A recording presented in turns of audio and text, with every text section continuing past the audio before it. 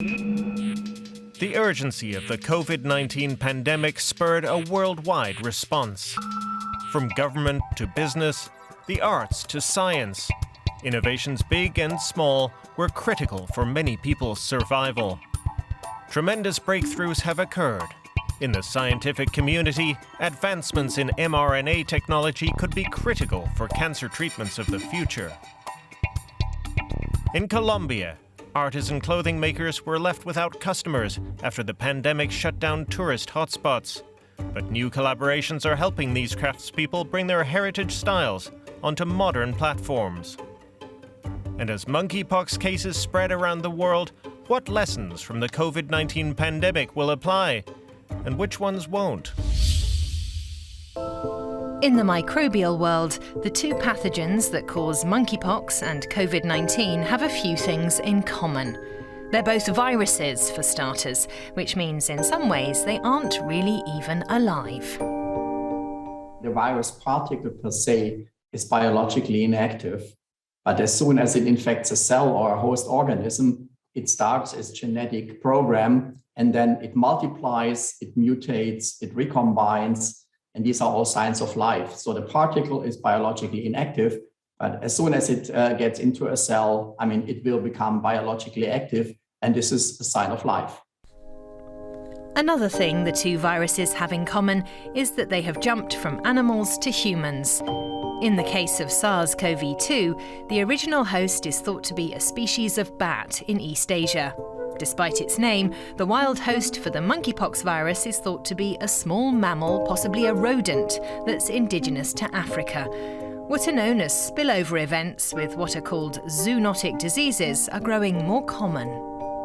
The increasing human population requires more food, which also then translates into more livestock, requires more room, and it's a highly mobile population. So I think we have probably more spillover events in the first place because of this higher frequency, but then also the possibility for epidemic or pandemic spread has increased drastically.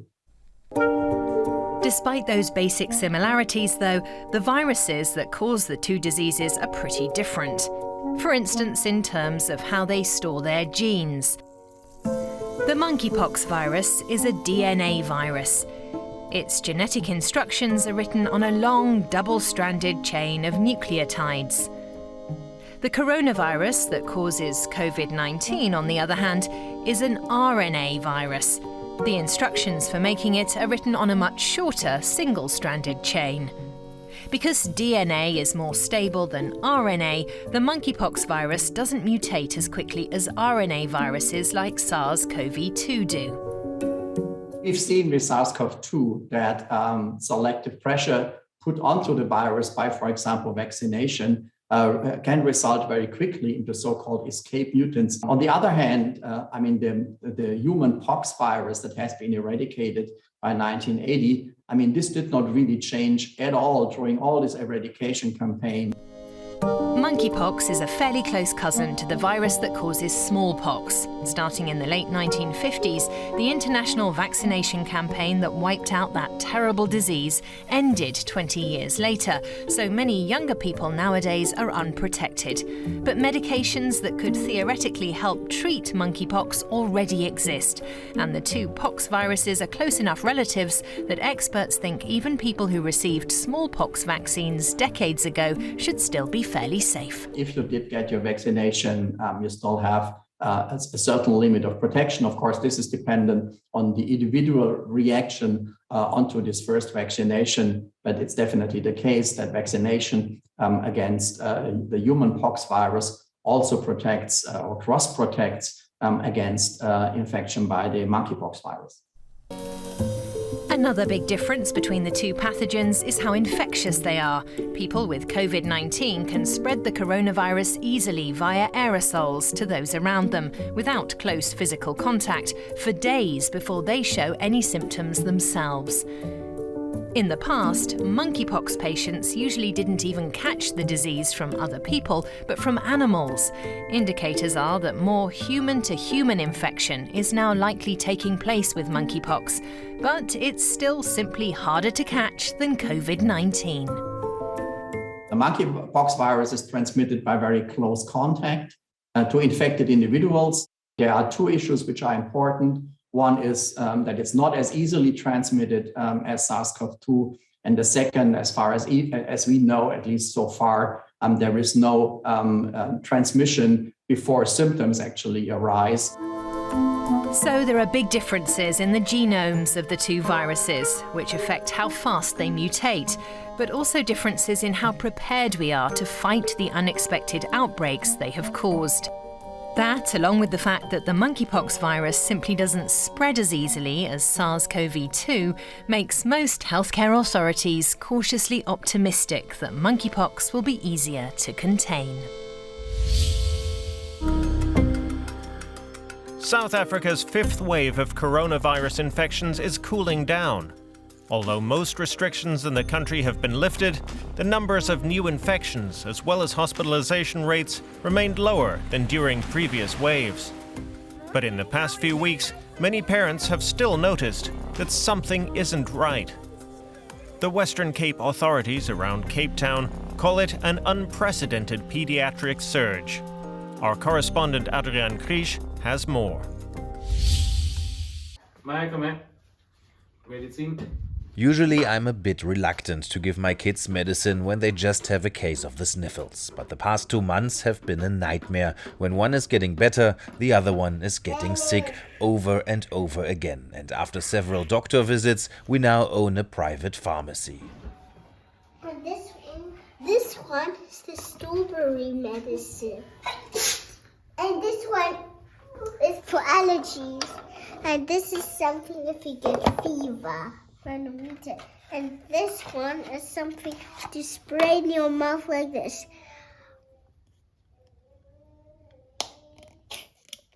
In the past weeks, we went to see a doctor like 5 or 6 times. It's just heartbreaking to see the little ones not getting better at all. And we are not the only ones who are having that problem. You can pull the pentagon. Sticking to a day-to-day work schedule has been hard for most parents who send their children to this preschool, where attendance has nosedived. We've had less than 50% over the last 2 months. And on and off, parents will send their children back as soon as contagion stages are over. But then it seriously takes 2 or 3 days, and then they're with another virus, adeno, RSV, or whatever it may be. So it's very, very, very difficult for parents and staff alike. So you got your brother's illness as well. Claudia Gray has been overrun with patients in the past weeks. The pediatrician blames a number of viruses that are currently going around. Patients here, and then we'll take this folder here. All right, okay, thank you. Right. Okay, I'll put it COVID is still around, and every single day I see COVID patients still, and they're generally presenting with high fevers in children. The other virus that's been very dominant is the RSV virus, and it's our classical bronchitis. That's fairly serious. Some kids are ending up being admitted for nebulizers or intravenous fluids, and often kids are sick for 3 weeks with this illness. The other virus we've seen a lot of is one called the adenovirus, which is one of our enteroviruses. Entero means gut. So this particular virus is very clever. It can affect your gut, it can cause a flu-like illness, and classically fevers for even up to 10 days. And lastly, what's now coming through in the last week or two is the flu virus. So COVID, flu, RSV and adenovirus, and in between that, of course, just the common cold viruses. But these viruses are having a party. It is typical for more kids to get sick during this time of year, Gray says. After all, it's the beginning of winter and the weather is getting colder. But in all her years, she has never seen such a surge. The last 2 years have really been a lull in viral spread because of all the measures we've taken for COVID prevention. Social distancing, masking, hand washing have been strict, lots of online schooling. So kids haven't had those bunched up play dates and socializing and time in kindergarten or primary school to be in each other's faces, so to say. So our immune systems have not seen many of our usual viruses for a long time, and they're sort of out of training. So now when we see these viruses, which are fairly standard viruses, we're almost overreacting to them because our immune systems are no longer fit and trained to fight them quickly. At least my kids can have a little break from the cycle. They are healthy again and happy to be back to preschool. Many of their friends, though, are still at home. With the holiday season coming up, pediatricians are hoping that this will break the cycle of infections. It is likely that next year will be a lot better after their immune systems have strengthened. But for now, I know I am not the only parent, crossing my fingers. The success of mRNA vaccines in fighting against the SARS-CoV-2 virus has pushed the technology into the spotlight. It's also showing promise in fighting cancer by tailoring the medication to target individual tumors. Our reporter Christina Kufner finds out more from oncologist Niels Halama. Hello, Professor Halama. Great to speak to you. You treat cancer patients, which means you also have to give them the diagnosis. How does it affect people when they find out that they have cancer? It's a life-changing experience for patients to receive a tumor diagnosis. It always involves massive stress, as the threat and fear of a tumor is a heavy burden, not only for the patients themselves, but also for their families and loved ones. Such a diagnosis always involves the immediate question as to whether the illness is still treatable, whether the tumor can be removed, or whether it's a situation in which the tumor is so far advanced that treatment only prolongs the patient's life. After going over the options, we then discuss a way of moving forward. With mRNA technology and the cancer vaccine, we've entered a new era. mRNA technology, that's something we've heard a lot about in connection with the coronavirus. How could it help cancer patients? The development of mRNA technology actually came from the field of oncology, from cancer therapy. The idea behind it is to use mRNA as a molecule to precisely support a patient's immune response. That means the process is the same as with the coronavirus. A blueprint, so to speak, is sent to the body, and with this blueprint, the body recognizes the cancer cells, and it can fight the cancer cells better than before. That's right. The major advantage of mRNA technology is that this vaccine can be established very quickly for an individual patient, for a single tumor. And this blueprint, this information that is packed into the mRNA, can then be used in the patient very quickly to stimulate the immune system to target the tumor. Unlike the coronavirus vaccine, where everyone gets the same mRNA vaccine, that is, the same target structure, the tumor vaccine is personalized. The approach tries to specifically stimulate the immune system for the individual tumor and position the immune system to destroy the tumor. Can it be used for all kinds of tumors, all kinds of cancer? You have to understand that in the first step, we discover the tumor's Achilles heel.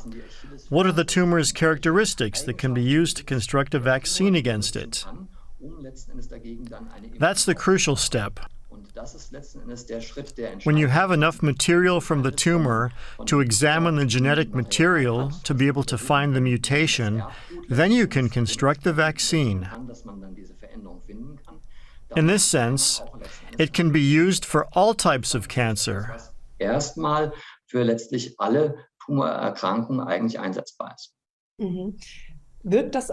it be used as a preventative measure? Like with the coronavirus vaccine, you get a jab to reduce the risk of becoming infected.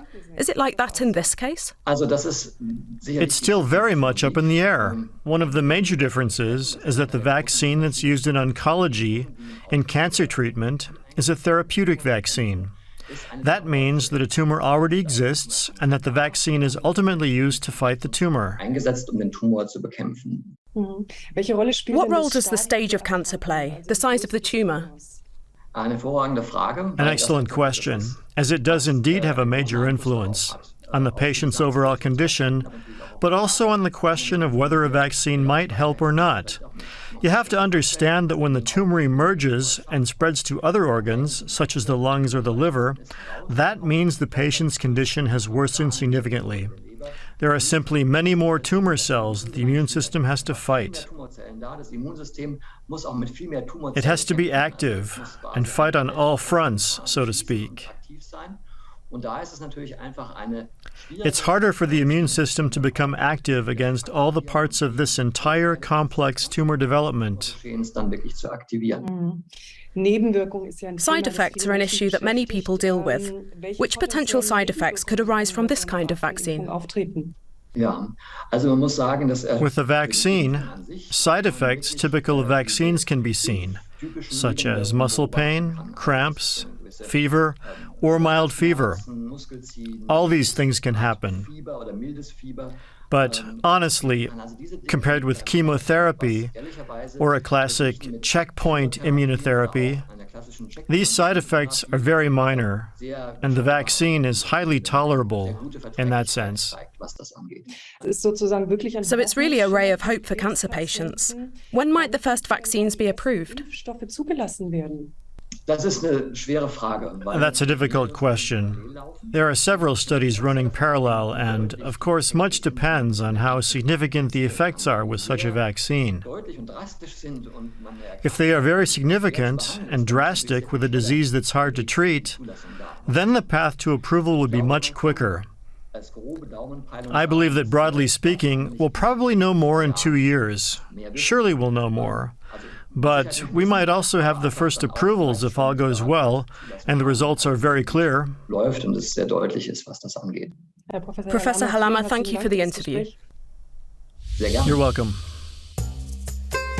Tourism has been especially hard hit by the pandemic, including in Colombia, where most holiday destinations were shuttered as infection rates soared.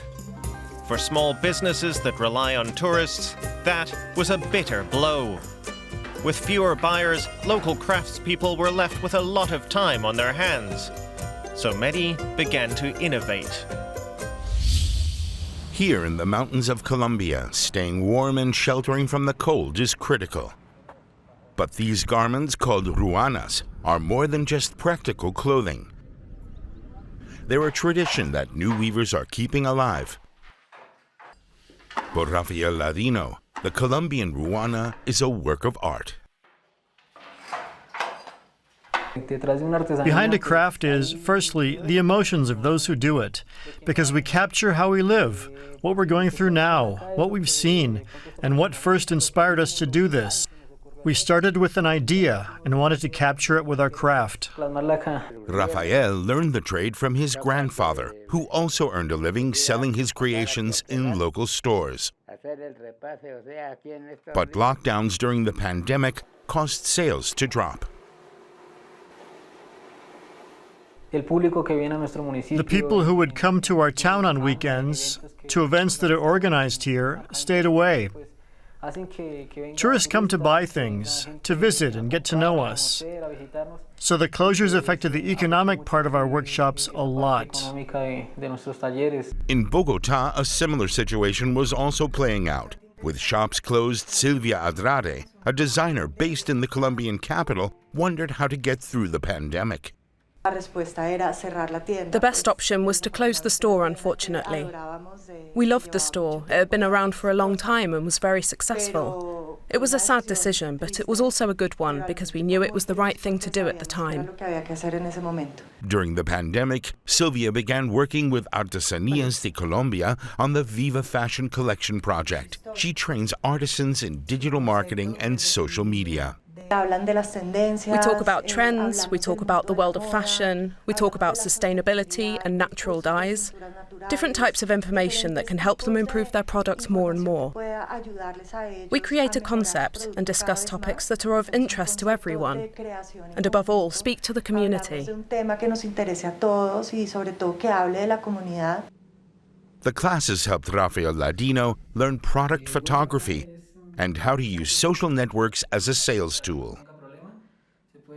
At that time, Artisan de Colombia was a great ally. They gave us support and advice. Suddenly, we had time to learn more technical basics about photography, marketing, and design. Many of us working inside shops previously did not see these as options because we were only working, producing, and selling. Rafael now uses social networks to sell his products. Today, half his income comes from online sales. But the goals of the project don't end there. Rafael and Silvia are working on a new collection. I've already had the chance and pride to see some of my products on the catwalk, in photographs, in types of spaces where you think, wow, there they are. This latest collection will be exhibited at one of the most important craft events in the country. We don't really take credit for anything, in the sense that we're not the designers. Rather, we are guiding collaborative communication, the conversation with the communities. We work together to come up with a product. What we want is to show the world that this hidden beauty exists, and that infinite possibilities exist to work with these techniques and with these communities. Rafael's dream is to make these fabrics known around the globe, so everyone will recognize the magic and warmth of a Colombian ruana. Do you have questions about COVID-19? DW Science Editor Derek Williams will answer them with the latest research and analysis. Write to us at covidproducer@dw.com. This week's question from our viewer Carlos Alves. Do vaccines stop transmission of the virus? No, they don't. But even if that sounds like a simple answer, it really isn't. That's because the epidemiological picture right now has grown seriously complicated. Billions of doses of different vaccines have been administered now to people in different combinations. The Alpha and the Delta variants have been kind of outgunned in most places by the much more highly transmissible Omicron variant. Well over 500 million cases of COVID-19 have been confirmed, and there are a lot more, many in people who've been vaccinated multiple times. And plenty of people have been infected more than once. In other words, there are no clear-cut groups anymore, like there were in the earlier days of the pandemic, where researchers looked at categories like post-infected and uninfected, or vaccinated versus unvaccinated. There are now just billions of us with our own individual particular histories of COVID vaccinations, exposures, and infections. One thing that is clear is that current vaccines don't stop transmission of the virus, which is a big reason why experts no longer really talk about reaching herd immunity. If you can get sick with the disease, despite being vaccinated or recovered, and then pass it along to others, potentially multiple times, then herd immunity becomes an unreachable goal. There's still a lot of debate about whether fully vaccinated people transmit as much of the virus as unvaccinated people do while they're infected. But for me, that's kind of splitting hairs. No matter what your vaccination status, if you contract COVID-19, you could potentially pass it on. And advice on isolation from all leading healthcare authorities reflects that. If you test positive for SARS-CoV-2, they say, you should go into isolation for a while to keep from infecting others. There's no extra exception for people who are vaccinated and had breakthrough infections.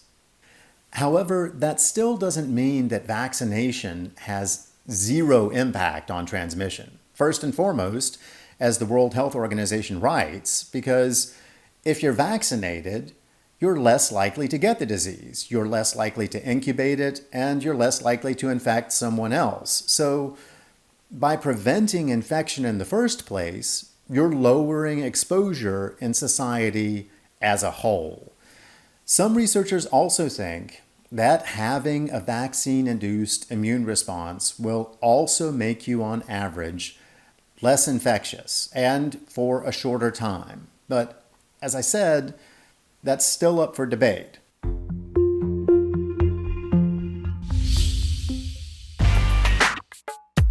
This show, we've seen what new developments have arisen or become prominent as a result of the pandemic, both in medical and economic terms, and how what we've learned can also be applied to other areas.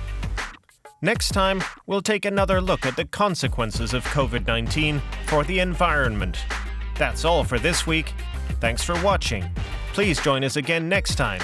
And until then, stay safe.